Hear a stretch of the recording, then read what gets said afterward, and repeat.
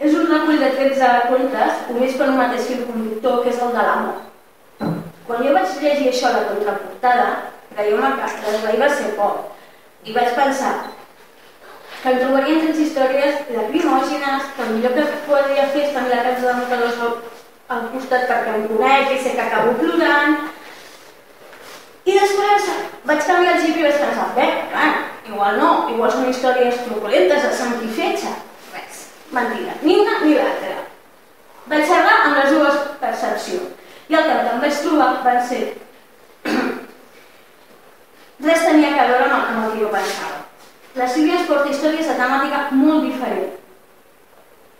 Des de la ciència-ficció, la crítica social, passant per la tortura, l'humor negre, que el treballa com ningú i que jo mateix és el més difícil de treballar, l'humor negre ben fet. Com a consumidora del gènere negre, agraeixes molt quan algú fa humor negre i no cau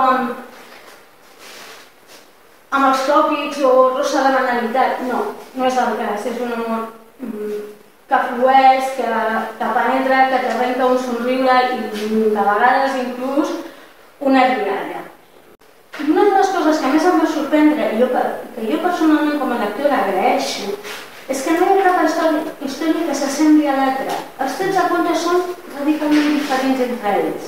I quan et trobes amb un recull de contes i tens la sort que cap s'assembli, gaudeixes el triple llegint les històries. Perquè si quan has llegit una al cap de 2 històries te la tornes a trobar, a mi particularment, se'm fa pesat. I el fet de trobar que totes són molt diferents m'enganxa molt més a poder llegir llibres d'història.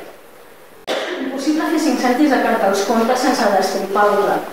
Ara, hi ha contes que a mi m'han fet somriure per no dir que un d'ells vaig acabar dient com una boja, que és el papa mort. Qui ho fa de riure mentre has llegit, de veritat. Amb el títol vaig pensar, vaig acabar rient, però molt. I l'altre, que és que només ho puc definir com a brutal, és ens coneixem. Una història que la gent que són una mica macabres, com sóc jo, m'ho reconec, més d'una vegada ens hem arribat a imaginar.